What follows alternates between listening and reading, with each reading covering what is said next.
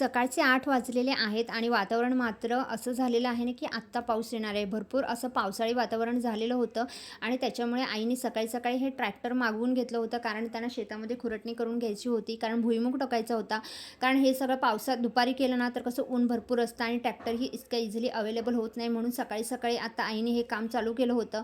आणि कसं आहे ना, आता सगळ्यांच्या शेतामध्ये भुईमूग टोकण्याचं काम चालू होणार आहे. कारण ऊस वगैरे सगळ्यांचा गेलेला आहे आणि भुईमूग आता सगळेजण टोकणार आहेत.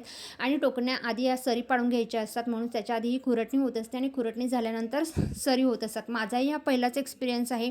मी कधी या गोष्टी बघितलेल्या नाही आहेत डोळ्यांनी, पण आज यावेळेस मी म्हणजे सडनली गावी होते यावेळेस आणि ह्या सगळ्या गोष्टी आता पाहायला खूप मला छान वाटत आहेत.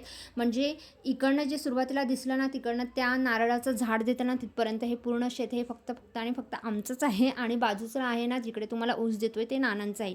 नानांचीही ही कामं हळूहळू चालू होणार आहेत. तर रियांश आईंच्या मागे असा पळत होता. कारण कसं आहे ना, त्यालाही ह्या सगळा एक्सपिरियन्स हा नवीनच असतो, तर त्यालाही या सगळ्याची खूप खूप मज्जा येतो आणि तोही खूप एन्जॉय करत होता. त्याच्यामुळे मग मीही त्याला या मातीमध्ये खेळायला वगैरे देत होते. तर असा होता छोटासा व्लॉग. व्हिडिओ आवडल्यास लाईक करा, शेअर करा, सबस्क्राईब करा.